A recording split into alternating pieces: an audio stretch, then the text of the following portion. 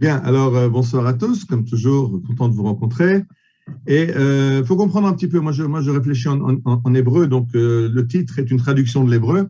Quand j'ai appelé ça les débuts de l'armée de l'air, les contes des milieux et nuits modernes, c'est une expression que l'on emploie en Israël, si pourrait, Elef Laila Velaila, pour dire quelque chose d'absolument abracadabrante.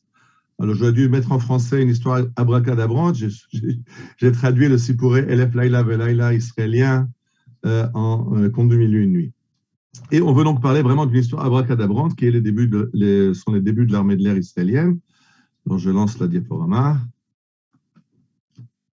OK, les débuts du Chel Avir. Vous voyez là les F-15 qui survolent Jérusalem. Mais ça n'a pas toujours été comme ça et on va essayer de comprendre de où on est parti. Alors on est parti. Alors juste pour comprendre le chemin parcouru, il faut comprendre d'où on est parti pour voir où on est aujourd'hui. Alors, je vous ai mis un petit extrait de I-24. Ceux qui se rappellent, il y a quelques mois, on a eu en Israël le Blue Flag, les manœuvres aériennes les plus importantes du monde, avec la participation de 8 armées de l'air du monde. 3000 soldats déployés, près de 80 avions et 8 pays concernés. La base aérienne d'Ouvda, dans le sud du pays, accueille pendant 2 semaines l'exercice international Blue Flag dans le ciel israélien.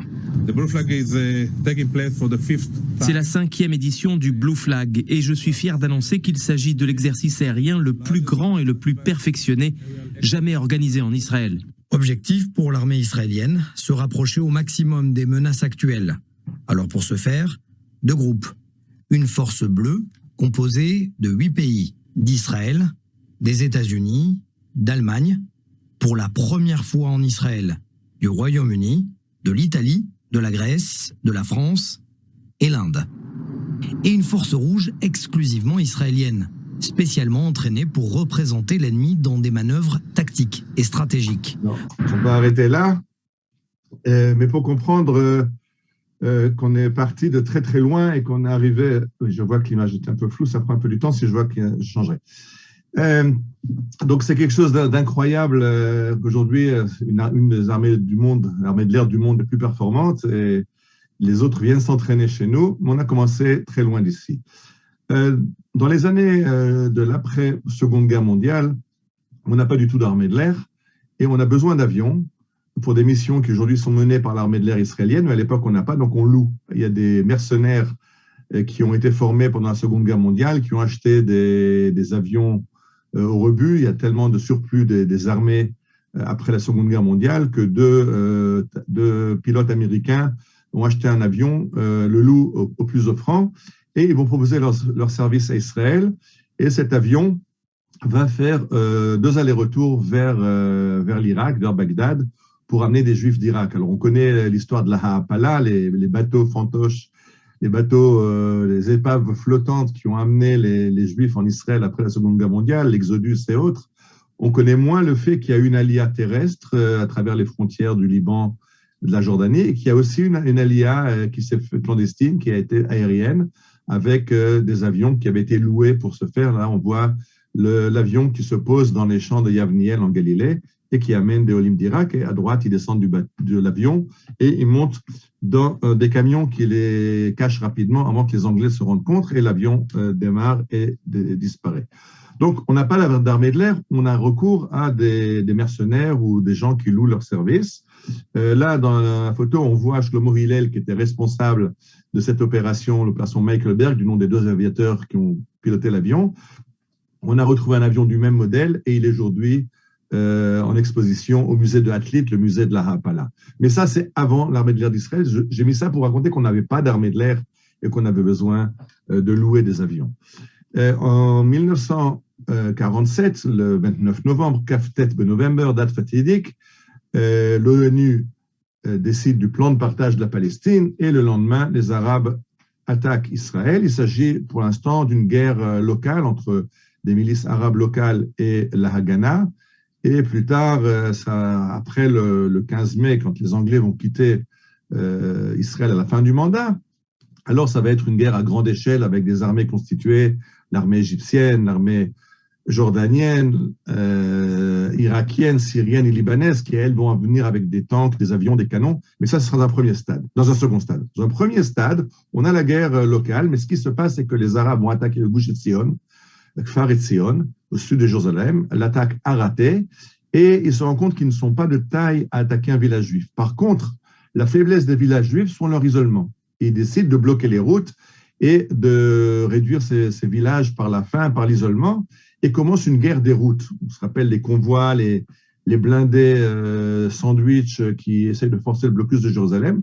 Vous avez devant vous un village, Mitzpeh Bet Eshel, c'est une ferme agricole qui se trouve juste à côté de Beersheba. Aujourd'hui, c'est partie intégrante de Beersheba et qui est complètement isolée à l'époque. Il y a quelques dizaines de chaloutsim, de pionniers là-bas, et ils sont entièrement coupés de tout. Et donc, leur ravitaillement va se faire par avion. On est en fin 1947, début 1948. On a quelques avions de toile et de bois du club d'aviation de Tel Aviv, qui en fait est une couverture de l'escadrille aérienne de la Haganah, mais ce n'est pas des avions de combat, ce sont des petits avions de tourisme qui peuvent amener du ravitaillement, porter des messages, amener des munitions, récupérer un blessé, pas beaucoup plus que ça. Alors, à Beth Eshel, parce que je rappelle que je suis guide et moi j'aime me promener. Là, on est en virtuel à cause du corona, mais je vous invite à venir à Beth Eshel. C'est un endroit que j'aime beaucoup et je vais souvent visiter. Vous avez là-bas dans le village, dans la ferme de Beth Eshel qui a été restaurée, vous avez des photos qui montrent justement ce petit avion qui arrive à Beth Eshel, qui récupère des prisonniers et qui est en fait le lien entre Beth Eshel et le reste du pays. Et vous voyez à droite, the first Israeli Miftzah Rishon sur Chel Havir, la première opération de l'armée de l'air, c'est quand l'avion qui amène le ravitaillement se rend compte que un village à côté est attaqué. Ce qu'il fait, c'est que l'aviateur démonte la porte arrière de l'avion, il embarque un combattant de la Haganah, l'accroche avec des sangles pour qu'il ne tombe pas de l'avion, et il prend une mitrailleuse et par la porte ouverte, il fait des passages à basse altitude au-dessus des forces arabes, et le mitrailleur mitraille et met en déroute les Arabes. Donc, c'est pas un avion mitrailleur, c'est pas un avion de combat, c'est un avion de tourisme et qui a été converti en avion opérationnel. La première attaque de l'air de l'armée d'Israël, c'était en décembre 1947 par un pilote qui s'appelle Pini Ben Porat. On reparlera de lui tout à l'heure. Juste après, j'expliquais que la grande attaque va être sur Kfar Etzion, et Kfar Etzion va être coupé entièrement de Jérusalem. Et alors, il prépare un aéroport de fortune, une piste de fortune pour atterrir. Et à partir de février 1948, tout le ravitaillement, pas le gros ravitaillement, le ravitaillement bien sûr en nourriture, on est obligé de faire des convois qui vont prendre la route.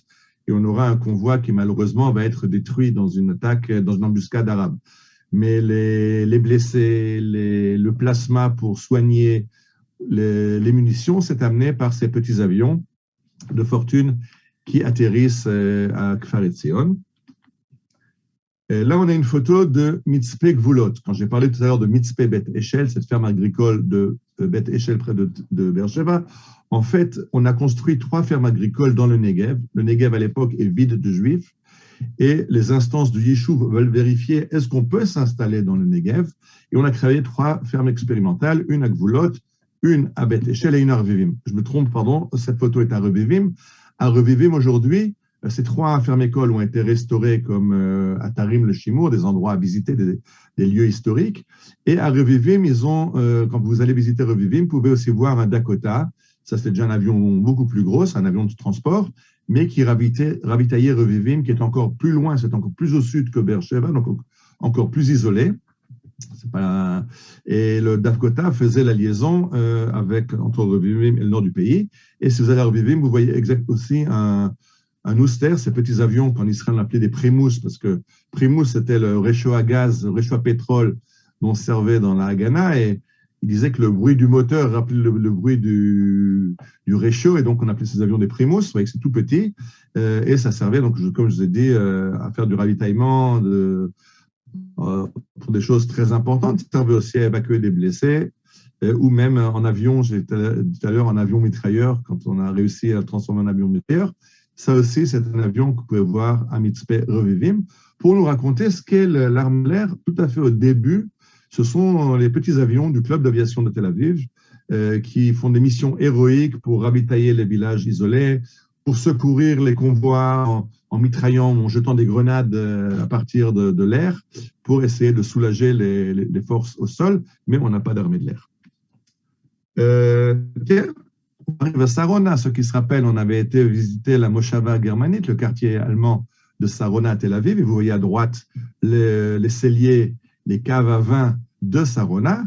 Pourquoi les caves à vin? Comme on arrive ici, c'est que les Anglais sont en train de quitter Eretz Israël, ils vont partir le 15 mai, et en fait, ils ne peuvent pas tout évacuer. C'est-à-dire qu'ils évacuent tout ce qui a de la valeur pour eux, mais ce qui ne justifie pas les coûts du transport vers l'Angleterre est vendu au plus offrant. Et les Anglais mettent en vente 11 avions, des petits avions de transport, des Ouster et associés, mais à l'état d'épave. Pas tous ils sont en état de voler. Ils annoncent des épaves volantes, ceux qui veulent acheter. Et finalement, ce qui se passe, c'est que la Sornout, l'agence juive, fait une offre la plus importante, la plus élevée, et gagne ce contrat et envoie des camions qui vont sur la base aérienne de Tel Nof à Kir pour récupérer ces 11 épaves qu'on vient d'acquérir. Alors, ce qui se passe, c'est que quand l'officier de la Haganah en charge des camions commence à charger les avions sur les camions, il est en train, lui, de discuter, ses hommes sont en train de faire le boulot, lui, il discute avec le commandant de la base aérienne dans le bureau et le téléphone sonne. Sur la ligne, au bout de la ligne, le commandant en chef de l'armée de l'air de la RAF en Palestine, qui dit au commandant de la base, arrêtez tout de suite la livraison des avions à Israël. Ce qui s'est passé, c'est qu'il y a comme toujours des journalistes un petit peu trop pressés d'avoir un scoop, qui ont annoncé qu'Israël achetait des avions. Ça a été très mal pris par les Arabes qui ont alerté leur délégation diplomatique. Et finalement, il y a une pression sur l'Angleterre et les Angleterres révoquent ce contrat, essaient d'annuler ce contrat. Et l'officier qui commande la base reçoit l'ordre d'arrêter la livraison à Israël des avions. Il y avait aussi parmi les officiers anglais des gens sympas qui aimaient Israël et qui soutenaient la cause d'Israël. Et l'officier répond à son supérieur, c'est trop tard, les camions avec les avions viennent de quitter la base. Il se retourne vers l'officier de la Haganah et dit, tu as 3 quarts d'heure, dans 3 quarts d'heure, je vais voir personne ici, vous êtes parti avec ce que vous avez réussi à emmener, on accélère la manœuvre et 3 quarts d'heure plus tard, on a emmené les 11 épaves, on les amène à Sarona et dans ces caves souterraines, on va les remettre en état et ces avions vont réussir à reprendre l'air, pas tous, mais on cannibalise, c'est-à-dire qu'on prend les morceaux de 2 avions pour en faire un qui vole, un c'est le moteur qui est en panne, l'autre c'est un problème dans les commandes, on récupère et on arrive à faire un certain nombre d'avions qui vont pouvoir renforcer la force aérienne de la Haganah. Donc, quand on visite Sarona, on visite l'atelier secret de la Haganah dans les caves à vin. Aujourd'hui, vous voyez, c'est un bar très sympa sous la cave à vin des Templiers de Sarona. On a des histoires incroyables aussi. Vous avez une photo ici d'un personnage qui était très connu en Israël, maintenant peut-être un petit peu moins parce que les enfants ont plus tendance à être sur leurs écrans qu'à lire des livres. Mais quand on lisait des livres, il y a un livre que tous les enfants d'Israël ont lu qui s'appelait Les Hov Ad Mavet, Aimer jusqu'à la mort. C'est l'histoire de Zohara Levitov et Shmuel Kaufman. Vous les voyez à droite, les deux sont copains, préparent leur mariage, mais malheureusement, Shmulik Kaufman est tué en Galilée. Il était membre de la Haganah du Palmar et une grenade, un accident d'entraînement fait qu'il décède. Zohara est dévastée.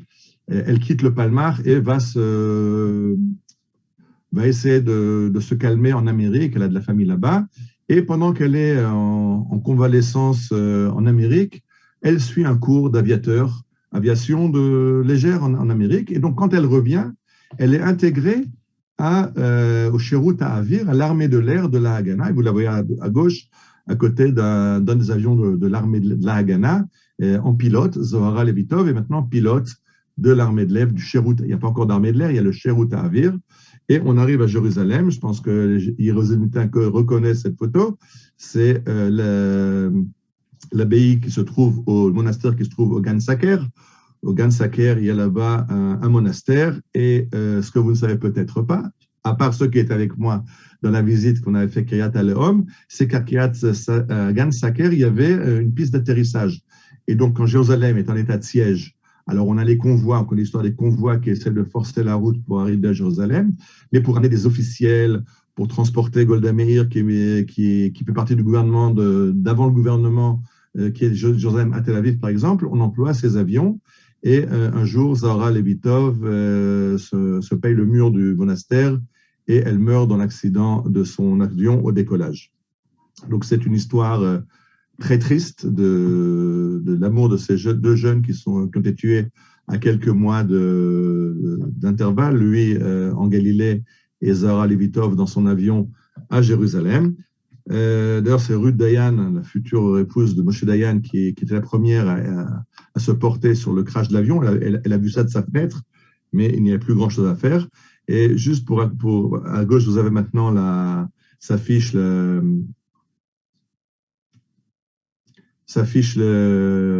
couverture du livre de Devorah Omer. Il y a plusieurs couvertures, il y a plusieurs rééditions, mais les Rob Mavet, il y a une pièce de théâtre qui a été montée, il y a des petits films sur Internet, il y a beaucoup, c'était une figure très, très connue, très emblématique, Zohara, et quelque chose que vous ne savez peut-être pas, ceux qui étudient le Kuzari, on se sert beaucoup de l'édition de Yehuda Even Shmuel que vous voyez à gauche. Que vient faire ce Kuzari dans cette conférence? C'est que Yehuda Even Shmuel était le père de Shmuel Cooperman. Donc Shmuel Cooperman, son père s'appelait Yehuda Cooperman, et après que son fils soit tombé en Galilée, il change son nom de Cooperman en Even Shmuel, le père de Shmuel. Av, Even en arabe c'est fils, mais là c'est le Av de Shmuel, le père de Shmuel.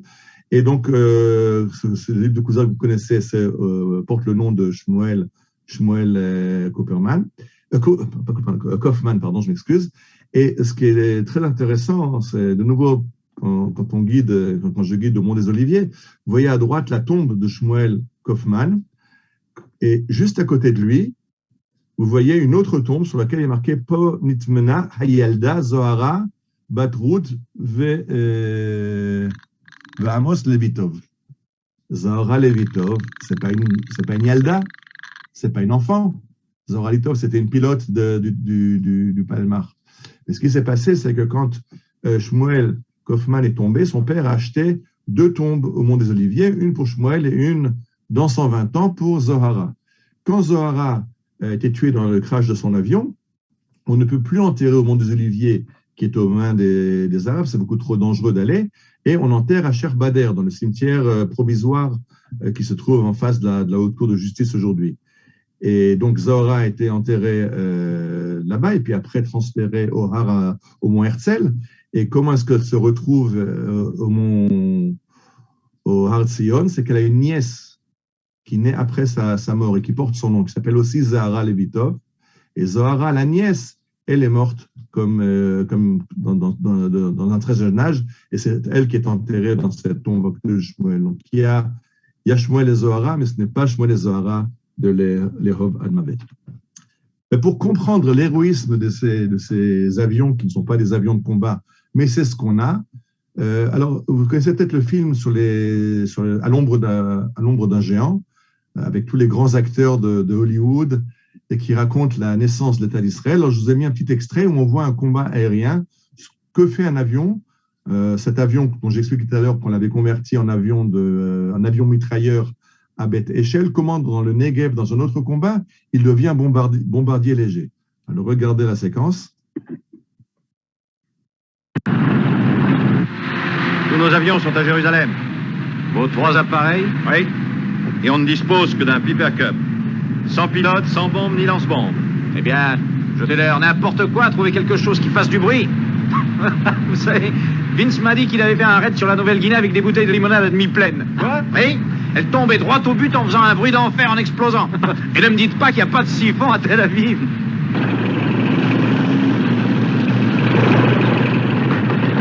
Garde première, allons-y.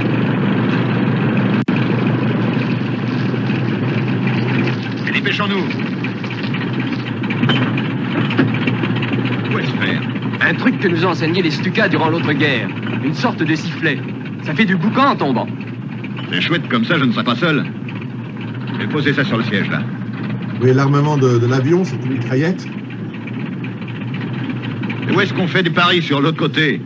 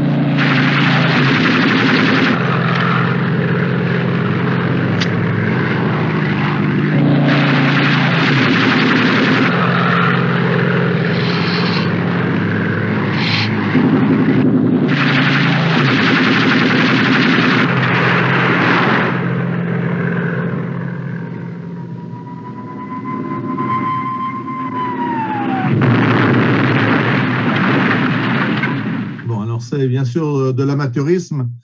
Ça peut être efficace pour faire peur à des soldats d'infanterie qui ont peur du bruit des Sipolux, mais ce n'est pas de taille à tenir tête à un Spitfire de l'armée égyptienne.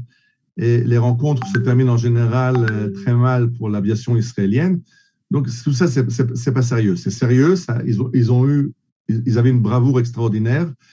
Ils ont rendu des services formidables dans le ravitaillement, l'évacuation des blessés, le renseignement militaire, etc.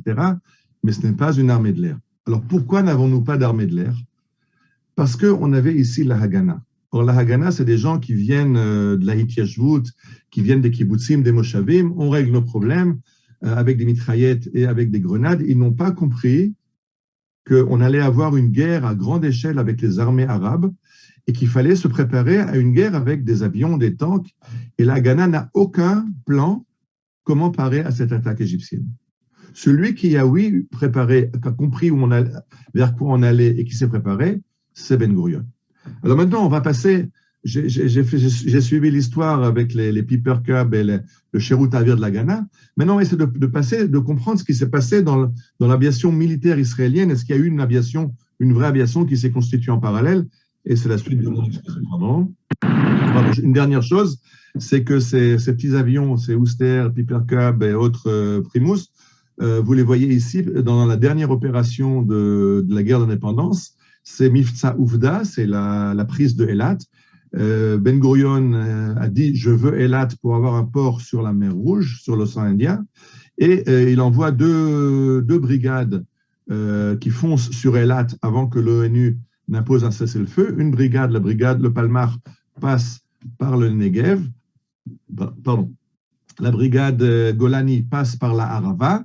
Mais le problème, c'est qu'on n'a aucune carte du Negev. Donc, on ne connaît pas, est-ce qu'il y a des routes? Il y a des routes, il n'y en a pas.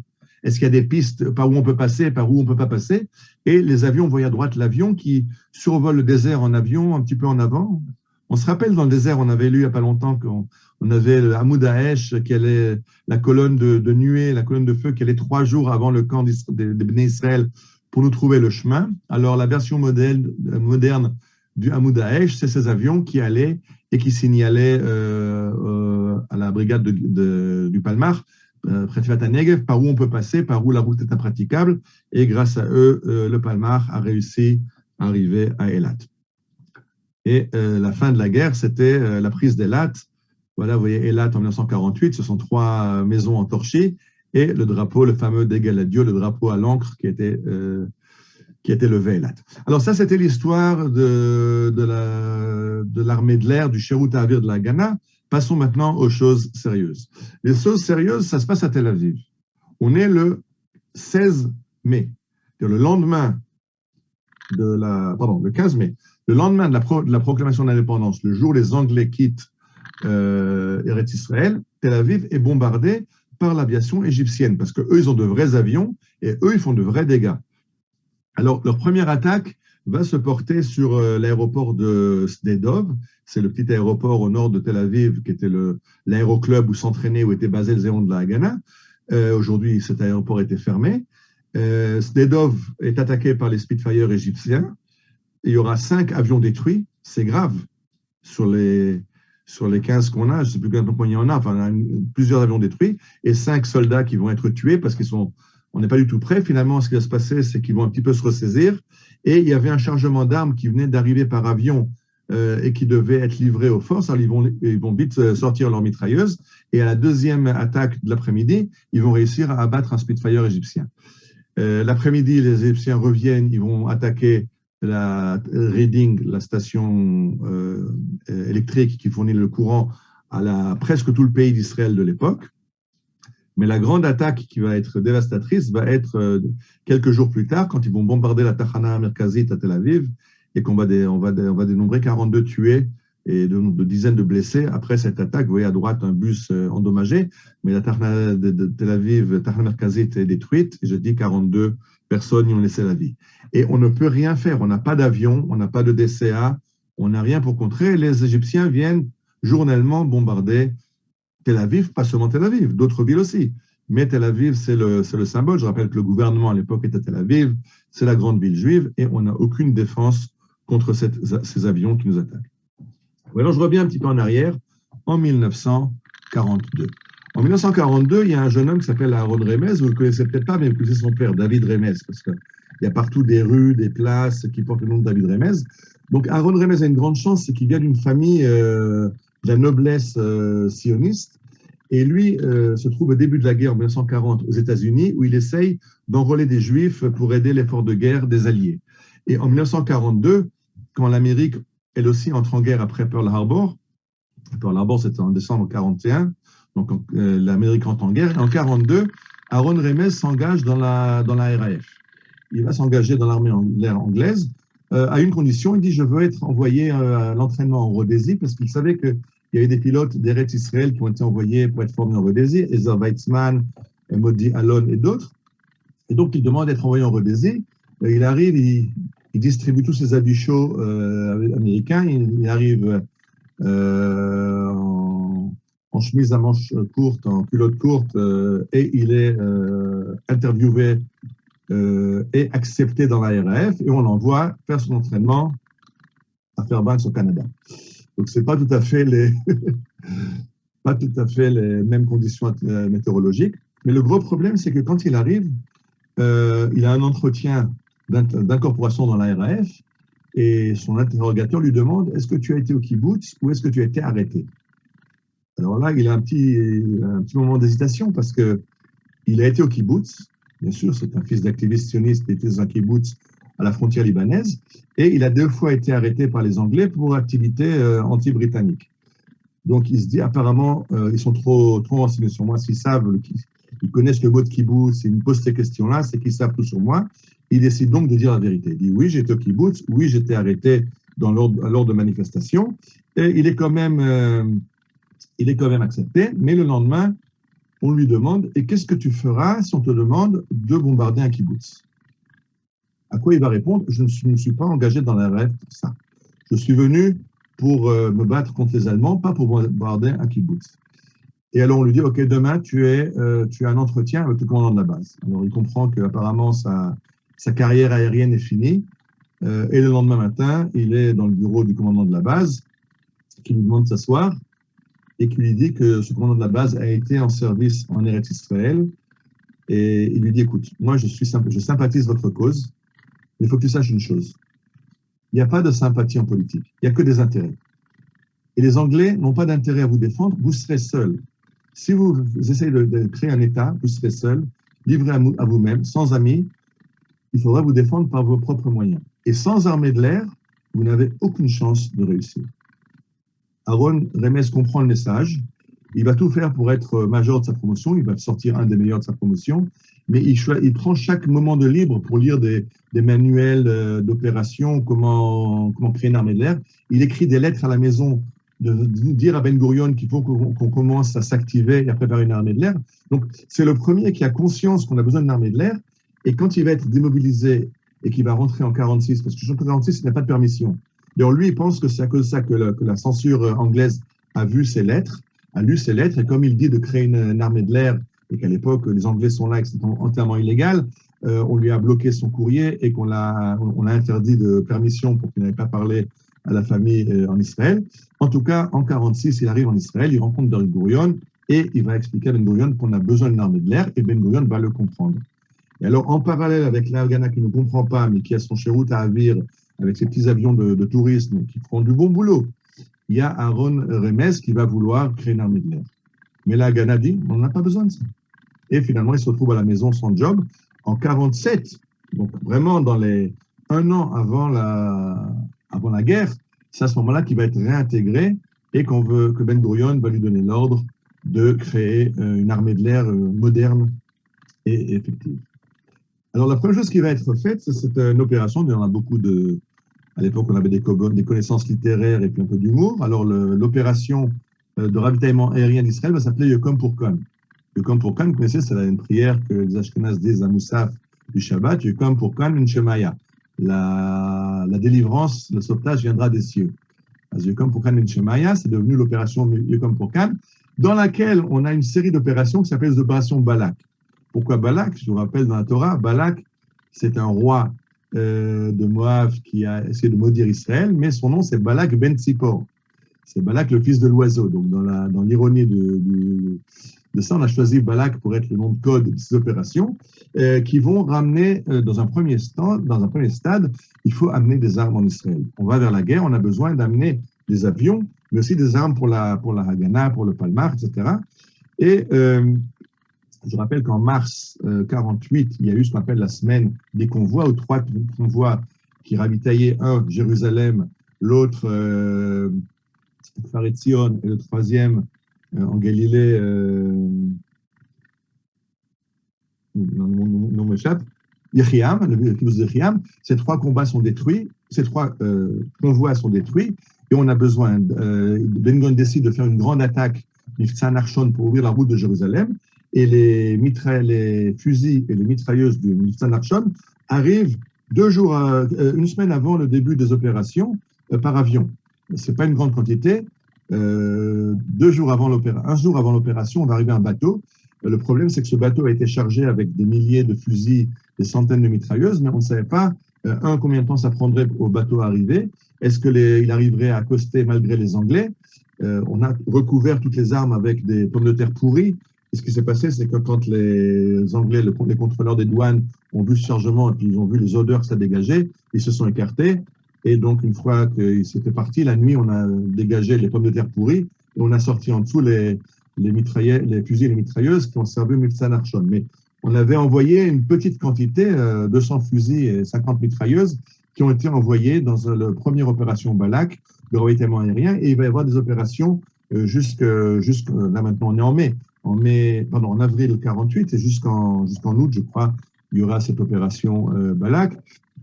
Dans la photo suivante, il y a la liste de Balak 1, Balak 2. Je ne vais pas vous faire maintenant le détail, ce n'est pas important. Ce qui est important pour moi, c'est l'image qui est à gauche. On se rend compte qu'au retour, quand les avions sont vides et qu'ils vont chercher du matériel, un instant, je n'ai pas dit, ces avions sont loués. Mais si on n'a pas d'avion, on loue des avions à des compagnies qui acceptent de nous en vendre, de nous les louer. Mais si au retour, l'avion est léger puisqu'il est vide, il peut faire directement le voyage depuis Israël jusqu'à Tchécoslovaquie. C'est la Tchécoslovaquie qui nous vend les armes. Mais à l'aller, il est trop chargé. Il faut qu'il fasse un arrêt pour refaire le plein de carburant. Et en fait, le seul endroit amical qui va être trouvé, c'est Ajaccio en Corse. Vous voyez la carte. Et donc, ça, on ne connaît pas toujours. On sait qu'en Corse, il y a eu des Juifs qui ont été cachés pendant la Shoah. Alors, voilà une autre aide du peuple corse à Israël. Le ravitaillement aérien en armes qui a aidé à la survie d'Israël passait par Ajaccio. Pourquoi les armes viennent de Tchécoslovaquie? Parce que des surplus d'armes, il y en a dans le monde entier après la Seconde Guerre mondiale. Mais les Américains, déjà en février 1948, font retrait de leur soutien au plan de partage et déclarent un embargo sur les armes et fournitures militaires vers Israël. Et en fait, c'est la Russie qui va aider Israël et la Tchécoslovaquie, qui est sous contrôle russe, va être le principal fournisseur d'armes et de matériel de guerre d'Israël. Donc, on a d'abord un pont aérien de ces avions Balak qui vont ravitailler Israël. Juste une chose, si vous voyez la liste des vols, je ne vais pas faire le détail, mais le premier a été le 31 mars 48, juste après les convois, la dernière semaine de mars 48, et en avril, le 6 avril, ce sera l'opération Narshon. Et vous voyez que Balak 2, c'est le 12 mai, c'est déjà un mois et demi plus tard. Pourquoi un mois et demi plus tard? Parce que les deux aviateurs qui ont fait Balak 1 ont été arrêtés par les Américains. Ils sont ressortissants américains, et les Américains les font incarcérer par les autorités tchécoslovaques quand ils reviennent, en disant de quel droit il y a un embargo américain sur l'aide à Israël. Et je dis ça, c'est quelque chose qu'il faut se rappeler quand on a tellement peur. Qu'est-ce qu'on va faire si on énerve les Américains, ils ne vont plus nous fournir en armes? Je rappelle qu'en 1948, les Américains étaient contre nous, et c'est les Russes qui nous ont fourni en armes. Quand les Russes sont devenus anti-israéliens, c'est les Français. On a eu l'ère française, on en parlera dans une prochaine conférence. Quand les Français nous ont lâchés, ça a été les Américains. Alors, toujours, il sait qui envoyer, il sait comment gérer. Nous, on fait notre boulot, et Akadosh Baruch Hu enverra à notre aide ceux qu'il choisit d'envoyer. Pour l'instant, ce sont les Américains, mais à l'époque, non. Et le personnage qui est derrière toutes ces opérations, c'est un juif américain qui est technicien aéronautique, ingénieur aéronautique, qui s'appelle Al Schwimmer. Et vous voyez à droite un champ d'aviation américain, des épaves aériennes, pas des épaves, des avions en état de vol, mais des surplus de la Seconde Guerre mondiale. Il y en a des centaines, il y en a des milliers. Ils ne savent pas quoi en faire. Ça coûte $4 000 un avion de l'époque. Tu comprends pourquoi je dis c'est $4 000. Et Al Schwimmer va essayer d'acheter, mais très vite, il y aura l'embargo américain et il ne pourra plus transférer ses avions. Alors, ce qu'il va faire, c'est qu'il va créer de toutes pièces une compagnie aérienne panaméenne. Là, vous voyez dans l'image suivante, la Líneas Aéreas de Panama. C'est une opération. D'abord, c'était Schwimmer Airlines. Après, ça va être la compagnie aérienne panaméenne qui, en fait, juste les avions portent les couleurs. Ça leur permet de quitter le territoire américain vers le Panama et de là de continuer vers Israël. En bas, en dessous de l'image d'en dessous, vous voyez des avions que Al Schwimmer a achetés, des avions de transport qu'il a achetés, qu'il reconditionne, il les vérifie, ils font des contrôles de technique, ils les remettent en état, et s'ils peuvent prendre l'air, ils sont expédiés vers Israël. Mais comme il y a un embargo américain, ça va être très complexe, il va falloir contourner l'embargo américain. D'abord, une partie des avions, juste avant l'embargo américain, il les transfère au Panama via le Mexique. D'autres avions, il va créer une société de films en demandant la permission de faire des films sur les combats aériens de la Seconde Guerre mondiale, et les avions vont être ravitaillés quart de capacité de leur réservoir pour qu'ils ne puissent pas quitter le territoire américain, mais il va les remplir un peu plus, les avions il va les escamoter. Et finalement, ces avions font en général un arrêt en Tchécoslovaquie pour récupérer du matériel militaire qu'ils amènent vers Israël, et destination finale Israël. Alors, on a deux aviateurs qui ont participé à cette épopée, Lou Lenart et Goldstein, je crois. On va voir un petit extrait de film à droite. Là. So these airplanes were critical to get over there. We took out the seats in the back. Donc, ce qu'ils font, c'est qu'ils ne sont pas trop forts pour qu'ils puissent parler. Ce qu'ils font, c'est qu'ils désossent l'avion, ils enlèvent tout ce qu'il y a à l'intérieur, les sièges, etc. Ils mettent des réserves d'essence énormes pour que l'avion ait l'autonomie de vol suffisante pour aller jusqu'en Israël. Ils ont volé de Brindisi en Israël. Regardez ce qui va se passer. Là, ils décollent sur une butte à Brindisi. Mais pour avoir l'autonomie jusqu'en Israël, en fait, c'est des boules volantes. Ils sont remplis d'essence. Ils vont voler pendant des heures au-dessus de la mer, sans équipement de navigation, sans radio. Voilà, ils décollent. Et le second n'arrive pas à s'élever dans l'air.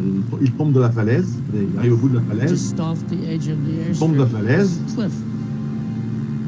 Au dernier moment, il réussit à décoller, à prendre l'air et à suivre d'autres avions. Et ils vont arriver après de nombreuses heures il arrive vraiment au ras de l'eau, mais il arrive à reprendre l'air.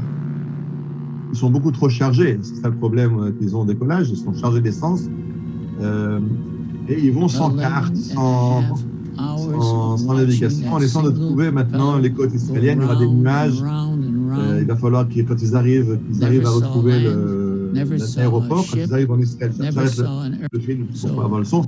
L'aéroport où ils arrivent en Israël est entièrement éteint, bien sûr. Et quand ils tournent 2 fois autour, on entend les bruits des moteurs, on allume des petits feux qui leur donnent le signal à la piste d'atterrissage et ils arrivent à amener leurs avions en Israël. Alors, vous voyez sur la carte que vous avez maintenant devant vous, les avions qui partent d'Amérique, qui vont vers Panama, qui vont vers le Brésil, du Brésil vers le Maroc, vers l'Italie, de là vers la Tchécoslovaquie et finalement arriveront en Israël. Donc, c'est une opération autour du monde pour amener ces avions vers Israël. Ça ne va pas sans problème. J'expliquais que c'est des bombes volantes, ils n'ont pas de matériel de survie adéquat, ni tout le soutien logistique. Et à gauche, vous avez 2 pilotes qui se sont écrasés au Mexique. Ce qui se passe, c'est que Mexico City, c'est en altitude, c'est très haut dans la montagne, et donc l'air est raréfié. L'air raréfié a moins de portance, et donc ils sont trop chargés. Et au moment de se poser sur l'aéroport du Mexique, ils s'écrasent. J'ai tout à l'heure parlé de ça avec notre fils qui était élève pilote il y a quelques années. Il m'a expliqué, oui, qu'un avion peut décoller très lourd, mais à l'atterrissage, s'il est trop lourd, il s'écrase. C'est ce qui s'est passé. Et Bill Gerson et Glenn King ont été tués au Mexique. À droite, vous avez un crash à Rome. Canadian Fighter Pilot reported dead, un pilote canadien qui est tué dans le crash. Et il faut comprendre, regardez les noms, vous voyez qu'il y a des juifs, il y a des non-juifs. En fait, ce qui se passe, c'est qu'il s'agit de vétérans de la Seconde Guerre mondiale, parce que c'est pas seulement qu'il nous manque des avions, on n'a pas non plus de pilotes. Donc, il ne s'agit pas seulement d'acheter du matériel, il faut avoir des gens qui savent s'en servir.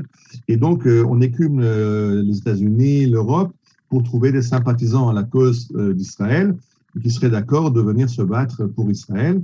On en trouve des juifs, des non-juifs, qui pensent qu'il faut se mobiliser pour aider Israël dans sa survie. Mais le prix est des fois très cher.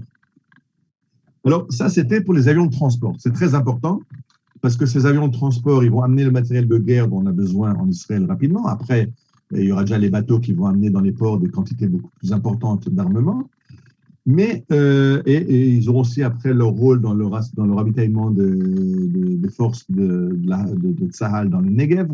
Dans la suite, c'est appelé Miftza Avak, mais ça, c'est en dehors du cadre de cette conférence. Par contre, Ben Gurion et Aaron Remez ont compris qu'on a besoin aussi de chasseurs pour pouvoir attaquer. Je rappelle que les Égyptiens se baladent tranquillement en Tel Aviv, promenade de santé, et bombardent comme ils le veulent. Et donc, on a réussi à acheter des avions de combat et il faut former des aviateurs. De nouveau, le sauvetage vient de la Tchécoslovaquie. Moscou donne le feu vert à la Tchécoslovaquie de nous vendre des avions de combat de la Seconde Guerre mondiale et de former nos pilotes. Et vous voyez à gauche la plaque commémorative en Tchécoslovaquie, en commémoration des pilotes de la Haganah qui se sont entraînés en Tchécoslovaquie. C'est sur un champ d'aviation, vous voyez à gauche, c'est un champ, c'est vraiment un champ d'aviation, il n'y a pas de piste.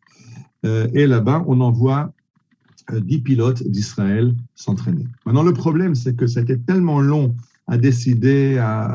Il y a la guerre interne entre Yigael Yadin, commandant de la Haganah, et c'est pas encore Tsahal, et David Remez, Aaron Remez, et finalement, ce n'est que le 12 mai.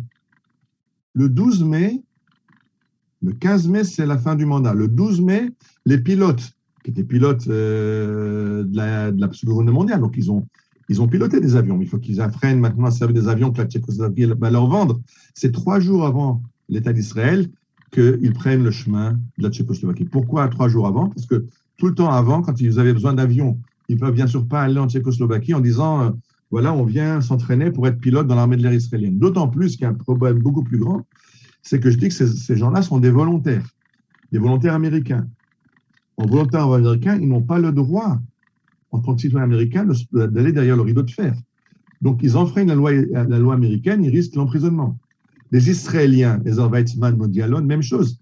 Eux sont citoyens anglais. ils n'ont pas le droit d'aller derrière le rideau de fer. Donc, on ne peut pas les mettre sur un avion civil. Il faut que ce soit un avion de la Haganah qui les introduise clandestinement en Europe. Et Yigael Yadin a dit que dans l'isolement des villages, il a besoin de ces avions pour ravitailler les villages isolés. Il ne peut pas perdre 2 jours d'envoyer un avion en Tchécoslovaquie. Et c'est pour ça que les 10 pilotes attendent sans pouvoir partir vers la Tchécoslovaquie. Et c'est le 12 mai que Ben Gurion frappe sur la table et dit, ça suffit, un des avions est détaché pour emmener les pilotes en Tchécoslovaquie. Ils vont donc en Tchécoslovaquie. Et alors là, c'est la grosse surprise parce que ces pilotes sont des pilotes de la RAF, de l'armée de l'air américaine, des armées de l'air tchèques, et canadiennes et autres, sud-africaines. Et alors, ce qu'ils ont fait, c'est que la Seconde Guerre mondiale, ils ont volé un Spitfire anglais et leur but était de mettre un Messerschmitt allemand dans la ligne de mire et de l'abattre. Maintenant, ce que la Tchécoslovaquie va leur vendre, c'est des Messerschmitt que la Tchécoslovaquie fabrique sous licence. Et ils vont devoir abattre les Spitfire pilotés par les Égyptiens et par les Jordaniens. C'est le monde à l'envers.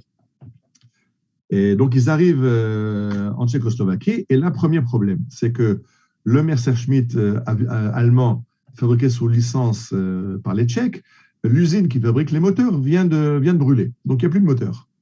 Disent les Tchèques, à cela ne tienne, on a une autre usine qui fabrique des Heinkel, qui étaient des bombardiers de la Luftwaffe. On va prendre des moteurs de Heinkel, on va les mettre sur le Messerschmitt. Le problème, c'est que le Heinkel, c'est un bombardier. Il est beaucoup plus lourd. Les hélices sont beaucoup trop lourdes, le bloc moteur hélice est trop lourd, et le Messerschmitt, il a une sale tendance à piquer du nez et à se retrouver en chandelle, posé pas sur ses roues, mais posé sur le nez. Donc plusieurs vont s'écraser ou se renverser carrément. À l'atterrissage, il tombe sur le nez et puis il se renverse. Donc c'est un avion qui est très très dur à piloter parce que c'est pas un Messerschmitt comme les Allemands l'ont conçu, mais c'est un montage entre un Messerschmitt et un Heinkel. Et comme je dis, ce n'est pas l'avion que ces pilotes avaient l'habitude de piloter. Donc, c'est un avion qui est très instable, très dur à piloter. Il y aura énormément d'accidents. Certains de ces pilotes vont mourir, d'ailleurs, même à l'entraînement. Mais vous vous rappelez de Pini Benpora, dont j'ai parlé, qui a été le premier pilote qui avait mitraillé des Arabes à Beth Eshel. Lui se trouve là-bas, mais il est directement disqualifié parce que le 2e jour d'entraînement, déjà, il écrase un de ses Messerschmitt et donc on lui dit « Ok, c'est bon, tu rentres à la maison, c'est pas pour toi de piloter un de ces avions ». C'est très, très complexe. Et alors, ces aviateurs qui savent déjà piloter, mais qui doivent apprendre à piloter le Messerschmitt, entendent à la radio qu'il y a l'État d'Israël, ils entendent que Beth Aviv est bombardé, et après 5 jours d'entraînement, ils disent à leurs entraîneurs « C'est bon, on rentre en Israël, on a du boulot à faire là-bas ». La gazelle dit « Attention, vous n'avez pas fini votre entraînement, 5 jours, ce n'est pas suffisant pour entraîner un pilote, vous avez à chacun 8 heures de vol à votre actif, il en faut 80 pour avoir le diplôme. Vous n'avez fait aucun entraînement de tir, vous n'avez pas lâché de bombe, vous ne savez pas du tout comment ça se pilote au combat. » À quoi Ezer Weizmann va dire, on aura assez de cibles en Israël pour s'entraîner, on s'entraînera sur le terrain pendant la guerre. Et ils reprennent le chemin d'Israël. Vous voyez à droite, là, un de ces avions qui s'est retourné, comme je dis, ils ne sont pas stables, ils se retournent. J'ai beaucoup raconté là-dessus, mais je n'ai pas le temps, alors on laisse tomber. Le 15 mai, donc le lendemain de la proclamation de l'État d'Israël, j'ai dit que le matin, les Spitfire égyptiens ont bombardé Sde Dov, l'aéroclub au nord de Tel Aviv, que l'après-midi, les soldats de Tel Nov de Sde Dov se sont ressaisis et ont mis en marche des mitrailleuses et ils abattent un des Spitfire égyptiens. La grande chance, c'est que ce Spitfire réussit à se poser près d'Herzliya et le pilote est fait prisonnier et on a réussi à remettre cette épave, la réparer et ce sera le premier Spitfire de l'armée israélienne. Donc on aura en plus des Messerschmitt, on aura aussi ce Spitfire récupéré aux Égyptiens et après on aura encore d'autres Spitfire qu'on va aussi acheter dans différents pays dans le monde. Alors voilà ces Messerschmitt en Israël, on les appelle Sakin, Messer. On les appelle des Sakinim, donc ces avions qui sont dans leur hangar sur l'aéroport de Akir, au sud de Tel Aviv. Et c'est les pilotes. On a les quatre premiers avions qu'on a réussi à faire venir. On les a fait venir démonter dans des avions de transport. Un avion transporte le corps de l'appareil et des bombes et du matériel. L'autre avion transporte les ailes. On les réassemble à Akir. Et qu'est-ce qu'on peut faire avec ces avions? On a 4 avions, c'est tout ce qu'on a. Et les Égyptiens ont 50 Spitfire. Donc, on n'a aucune chance à se mesurer avec eux. De plus, en combat aérien, j'expliquais que ce Messerschmitt est très dur à piloter. Est-ce qu'on pourra abattre les avions égyptiens? Ce n'est pas évident. Et donc, l'idée est l'idée de base de beaucoup d'armées de l'air. Il faut détruire l'ennemi au sol. Comme les Égyptiens ne savent pas qu'on a une armée de l'air, leurs avions sont posés en ligne sur l'aéroport de El Arish. On sait ça parce qu'on a interrogé le pilote qui a été prisonnier à Tel Aviv, donc on sait qu'ils sont comme à la parade. Et donc, nos 4 pilotes décident d'aller au petit matin bombarder El Arish et détruire l'aviation égyptienne au sol. Mais ce qui se passe, vous voyez un journal irakien, Direct Times, les Égyptiens ne sont plus qu'à 30 km de Tel Aviv. Ils sont arrivés le 29 mai 1948, ils ont quitté Ashkelon et ils sont devant Isdoud, un petit village, aujourd'hui Ashdod, une très grande ville, mais à l'époque un petit village, et il ne reste plus d'obstacle entre eux et Jérusalem. Et le plan est que demain, ils seront à Jérusalem. Et donc, Yigael Yadin dit, j'ai une priorité, détruisez la tête de pont, les avant-postes de l'armée égyptienne à Ashdod. Lou Lenard dit non, on veut attaquer les Égyptiens au sol à El Arish. Non, vous allez attaquer l'information égyptienne à Isdoud. Et bon, quand on reçoit un ordre à l'armée, il faut l'exécuter. Et donc, nos quatre avions prennent l'air pour aller attaquer les Égyptiens. Maintenant, autour de l'aéroport, la zone est déjà aux mains des Égyptiens. Donc, ils ont très, très peur que les Égyptiens les abattent au décollage. Et ils vont même décoller, ils décollent du hangar. Directement, ils allument les moteurs dans le hangar. Ils n'ont pas vérifié leur moteur, ils n'ont pas vérifié leur mitrailleuse, voir si ça fonctionne, parce que faire le moindre bruit attirerait les Égyptiens sur eux. Donc, sans avoir rien préparé, ils décollent de leur hangar et vont attaquer Ashdod. Vous voyez ici Lou Lenard, ce pilote, ce vétéran américain qui est le commandant de l'escadrille qui va attaquer Ashdod. Et pour ne pas être surpris ou détruit par les Égyptiens, directement au décollage, ils foncent vers l'ouest, vers la mer, ils font un grand cercle et ils reviennent vers Ashdod. Et quand ils reviennent vers Ashdod, Lou Lenard, vétéran américain, fait signe à Modi Alon, qui est derrière lui, qui est son deuxième de l'escadrille, et ils n'ont pas de système radio dans l'avion. Il fait signe à Modi Alon, je ne sais pas où c'est Ashdod, personne ne m'explique où on va. Alors Modi Alon lui montre avec les mains par là, et c'est comme ça qu'il arrive vers Ashdod. Là-bas, il voit quand il arrive, il n'a pas de problème. Il y a tellement de centaines de véhicules, des camions, des tanks, des jeeps. Il y a tellement de matériel militaire. Il sait où sont et ils descendent attaquer les Égyptiens. Alors au premier passage, après avoir lâché une dizaine de balles, la mitrailleuse s'enraye. Même chose avec Ezer Weizmann qui plonge après lui et dont la mitrailleuse s'enraye aussi. Et vous voyez là les 4 aviateurs qui sont partis. Lou Lenard avec Modi Elon et Ezer Weizmann qui sont israéliens, Eddie Cohen qui est un volontaire du Mahal d'Afrique du Sud. Au retour, Modi Elon se plante, démolit son avion. Ne démolit pas, mais il endommage. Il abîme une des pales du moteur et l'aile parce que il a cogné une butte. J'expliquais que c'est un avion qui est très dur à maîtriser et Eddie Alon ne rentre pas. Donc, on est à la fin de la première attaque de l'armée de l'air israélienne. Avec beaucoup de mal, on a réussi à réunir 4 Messerschmitt tchèques, une dizaine de pilotes, et à la fin de la bataille, il nous manque déjà 50% de la force aérienne et 25% des pilotes. Eddie Cohen n'est pas revenu. Il a disparu, on suppose, mais on ne sait pas, on n'a jamais retrouvé son corps. On a retrouvé l'épave de son avion.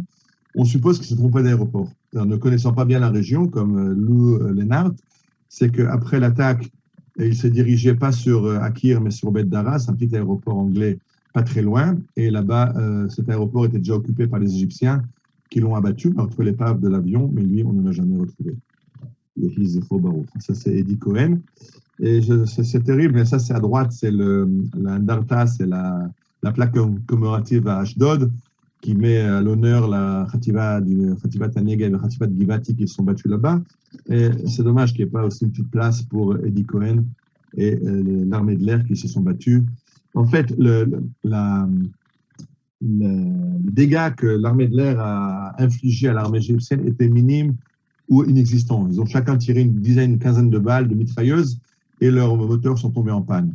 Mais l'impact psychologique a été énorme parce que le commandant égyptien a dit les Juifs pour une armée de l'air, je ne peux pas avancer, il faut que je m'organise, il faut que je me réorganise, et finalement, les Égyptiens n'avanceront pas plus qu'Ashdod. C'est pour ça que le pont, là où était l'attaque, on l'appelle aujourd'hui, c'est la gare de Ashdod, Gesher Ad Halom, le pont jusque-là.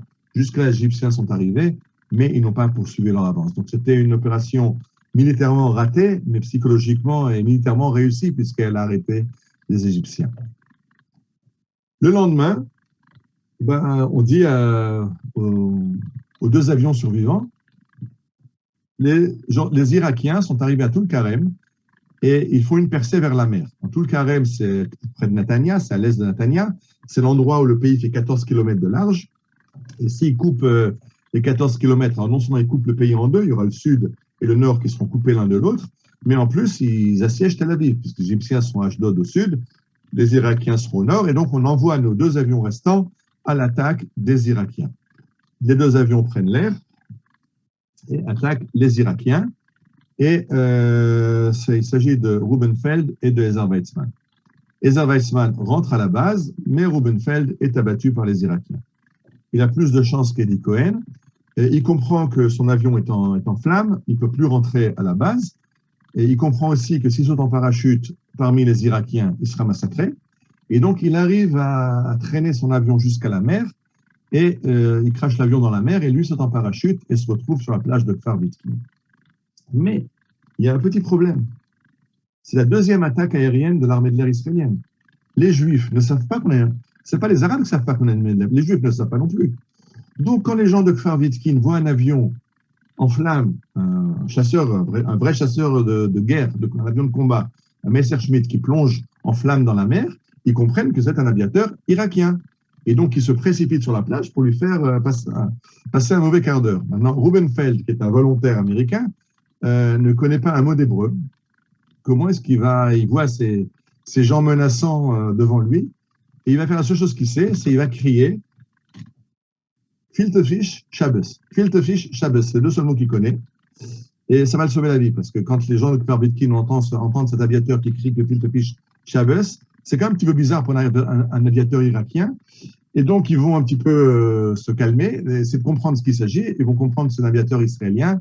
Et Rubenfeld va rejoindre sa base. Donc, apprenez ces mots, c'est des mots-clés, ça peut vous sauver la vie.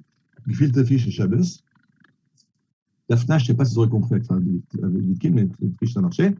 Et donc, on lui a sauvé la vie, mais on a perdu maintenant le trois quarts de notre aviation. On a perdu 2 avions à Ashdod hier, on a perdu un avion à Toul-Karem, et Ezer Weizmann, son cockpit explose, il est touché à la tête, il revient à la tête en sang, et il annonce au technicien qu'il reçoit à l'aéroport qu'il a été touché. Le technicien plonge dans le cockpit et on ramène un pigeon.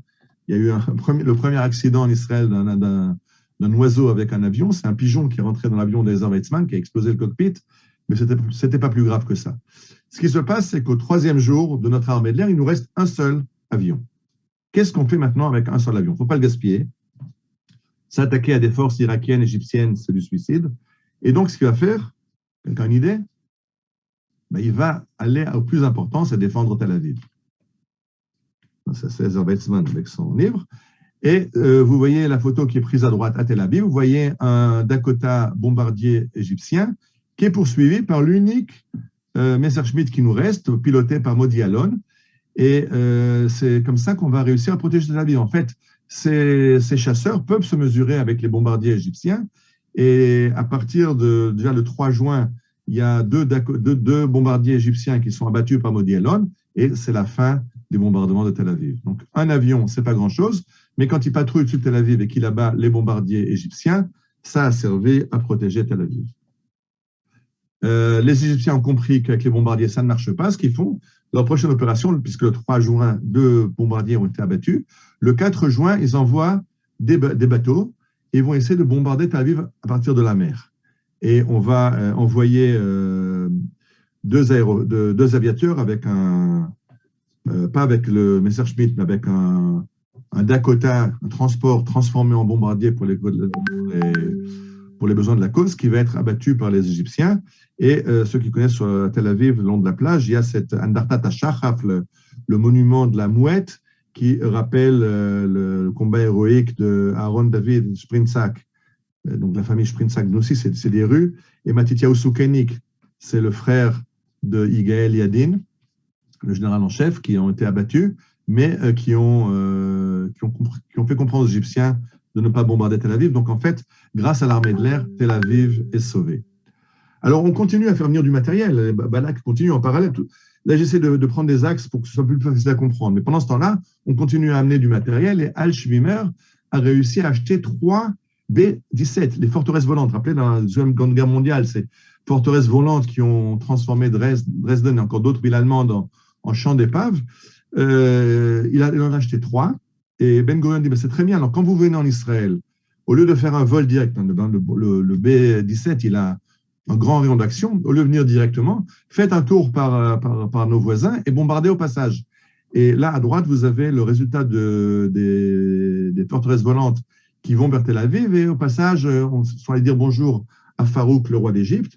Ça, c'est des dégâts au Caire, mais le palais du roi a été touché, endommagé. De nouveau, les dégâts ne sont pas terribles, mais l'impact psychologique est terrible, parce que jusqu'à présent, c'est les Égyptiens qui bombardent les Juifs. Et maintenant, tout à coup, les Égyptiens sont bombardés par les Juifs, ça leur met le moral à zéro. D'ailleurs, quand le B-17 est arrivé au Caire, je rappelle que de nouveau, ces avions n'ont pas d'équipement de navigation, de radio, etc., très précis. Et comment est-ce qu'il va trouver ses objectifs? Et c'est la nuit. Alors, il fait un passage au-dessus de l'aéroport international du Caire, et la tour de contrôle lui dit avion qui survole le champ, identifiez-vous. Il dit je suis le vol 38 en provenance de Tchécoslovaquie. OK, demande permission d'atterrir. OK, l'aéroport allume les feux de piste, et une fois qu'il y a les feux de piste, il sait où il est, il peut s'orienter et trouver le palais du roi Farouk au Caire. Dans les journaux de Ben Gurion, si je vous pose la question aujourd'hui, est-ce que Ben Gurion était de droite ou de gauche aujourd'hui, dans quel parti il irait s'inscrire? On a un gros problème avec notre gouvernement. Quel serait le parti dans lequel Ben Gurion pourrait se reconnaître? À l'époque, il était Mapai qui est devenu Mifleget Avoda, mais j'ai du mal à croire que Ben Gurion aurait pu se retrouver dans Mifleget Avoda d'aujourd'hui. Je ne sais même pas au Likoud. Regardez un peu ce qu'il écrit dans son journal.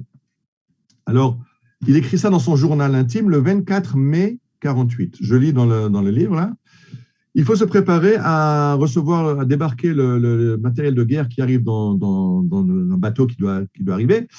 Et dès qu'on aura le matériel, il faut attaquer le maillon faible de l'armée arabe. Il faut écraser le Liban. Après, il faut attaquer la Jordanie et conquérir la Jordanie. La bataille de Jérusalem, c'est une opération de la plus grande importance d'un point de vue moral et politique, et également militaire. Et il faut organiser des nouvelles brigades pour et renforcer les anciennes. Il faut tout de suite détruire Lod et Ramleh.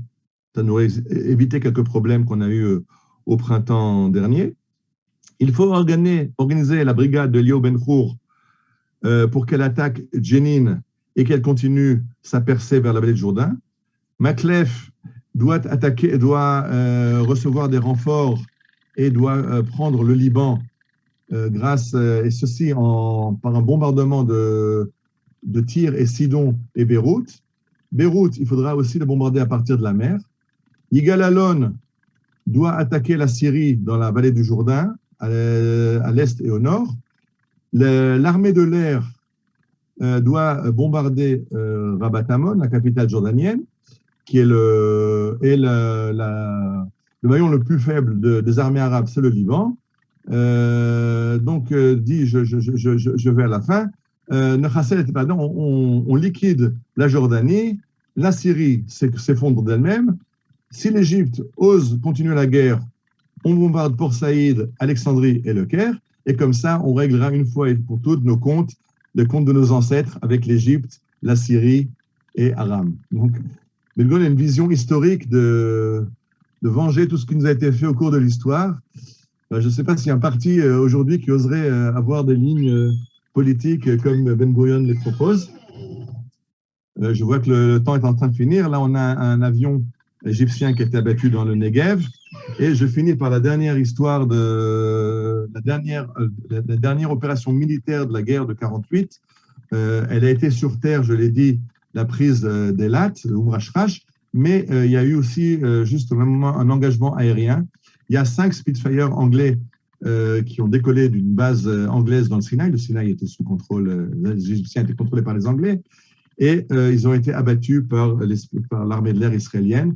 Et vous voyez cet extrait que j'ai mis ici, sur ça je ne sais plus d'où, que depuis la Seconde Guerre mondiale, il n'y a que 6 chasseurs anglais qui étaient abattus, 5 ont été abattus par Israël dans le Sinaï. C'était le dernier acte de la guerre d'indépendance. C'était ce combat aérien entre les Anglais et les Israéliens. J'ai parlé à un vétéran qui s'est battu là-bas. Il m'a dit, mais comment tu veux comparer? Les Anglais, c'était des jeunes recrues qu'on avait envoyés en Égypte. Les bons aviateurs étaient en Angleterre. C'est après la guerre. Ce sont des jeunes recrues. En Israël, c'était des vétérans de tous les combats de la Seconde Guerre mondiale, plus encore les combats de la guerre d'indépendance.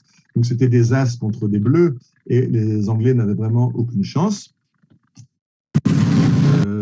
Je voulais juste terminer par quelque chose pour rappeler un peu ces aviateurs du Mahal qui ont bravé leur gouvernement américain, sud-africain et autres pour venir aider Israël. Après la guerre, vous voyez ici, Trial of 7 in Plane Smuggling, il y a tous ces gens qui ont aidé Israël ont été jugés par des cours américaines pour avoir outrepassé le blocus américain, l'embargo américain contre Israël.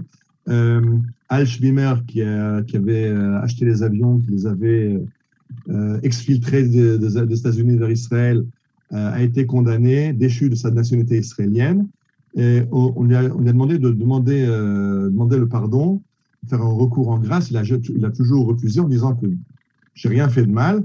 Et finalement, Bill Clinton, vous voyez à droite, Bill Clinton, président des États-Unis, qui a gracié Al Schwimmer, donc c'était Bill Clinton, c'était pas tellement longtemps, qui a gracié Al Schwimmer de tout ce qu'il a fait, a full and unconditional pardon, il a été gracié, il a recouvert sa nationalité américaine. On a un monument du Mahal sur la route de Beth Shemesh qui raconte la bravoure de tous ces volontaires de l'étranger qui sont venus aider Israël dans sa guerre de survie. Et juste pour finir, on a un très beau monument à Sharon, par là-bas. Et si vous voyez ce monument s'appelle Mishoah l'Eshrakim, de la Shoah, Mitkuma l'Eshrakim. C'est un monument qui rappelle qu'il y a eu 140 sordés Shoah qui ont survécu à la Shoah, qui sont venus des camps de la mort en Israël et qui sont portés volontaires dans l'armée de l'air naissante de l'État d'Israël.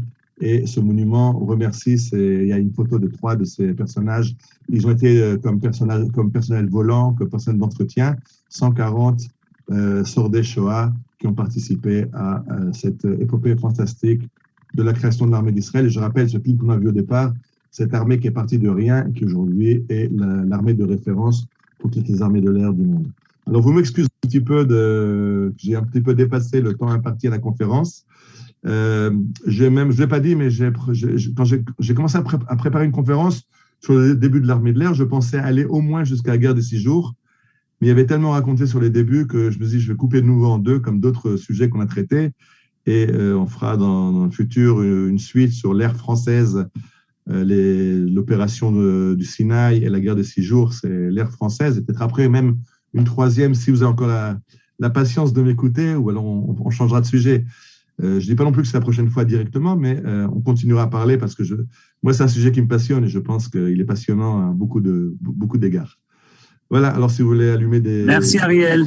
Comme d'habitude, c'était passionnant, puisque tu l'as dit toi-même, tu adores ce sujet. Donc, on a tous profité. Il y a des commentaires qui sont écrits. Tu peux lire. Et en attendant, on va vous permettre d'ouvrir les micros pour ceux qui ont des remarques, des questions ou même juste des remerciements. Toda Ariel. Voilà, tu peux rallumer ton micro Ariel. Et je vois monsieur, madame Villers, peut-être qui voulait dire un mot. Non, c'était juste pour remercier Ariel, extraordinaire.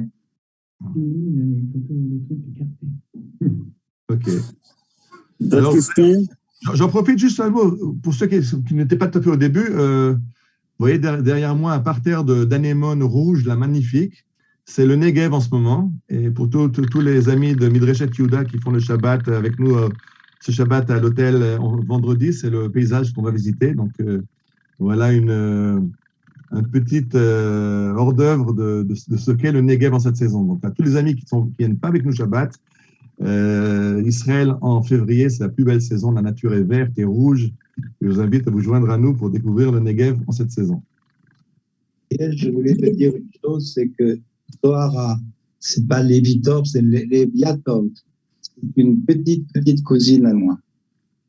Et comme j'ai eu Ezer Weizmann comme parent et ami, je lui ai dit que j'étais famille avec elle. Il m'a embrassé en disant que c'était une fille extraordinaire, formidable, je le regrette jusqu'au bout.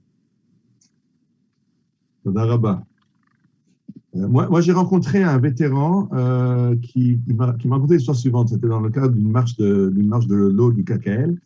Et le gars me raconte qu'il était convié c'était un vétéran du Mahal, qui a eu une rencontre une amicale des vétérans de la Seconde Guerre mondiale. Et là-bas, il prend un pot avec un officier anglais qui lui dit « Ah, tu viens d'Israël, tu as été battu en Israël. Moi aussi, j'étais en Israël. Je fais partie des 5 aviateurs qui ont été abattus par Israël, les 5 Spitfire dont je parlais, les 5 du dernier combat. » Et donc, Lazare Pérez lui demande qu'est-ce qui s'est passé, comment ça se fait que 5 aviateurs ont été abattus par les Anglais, ont été abattus par les Israéliens. Mais qu'est-ce que tu crois? Nous, on était des jeunes bleus, on était des recrues, on a vu la maîtrise des aviateurs israéliens, on s'est éjecté avant qu'ils nous descendent. Alors, j'ai vu d'autres comptes rendus, c'est pas tellement évident qu'ils soient éjectés, je ne sais pas s'ils sont éjectés ou pas, mais pour l'histoire, j'ai trouvé ça sympa, le gars qui me raconte qu'ils ont dit, quand on a vu la maîtrise des Israéliens, on a préféré s'éjecter que de se mesurer à eux. Ça, c'est sûr. Ouais. Ok. Alors, la prochaine fois pour la suite. Super conférence, vraiment. Qui est la fifi au milieu du champ? Pardon? Il y a Recording stopped. Une petite fille au milieu du champ. Mi? C'est pris d'Internet, c'est pas quelqu'un de sa famille. Ah, d'accord. Toda. Merci beaucoup. Le Rabat, c'était passionnant. Mais Aleph, on est très fiers. Ouais. Bonne soirée à tous.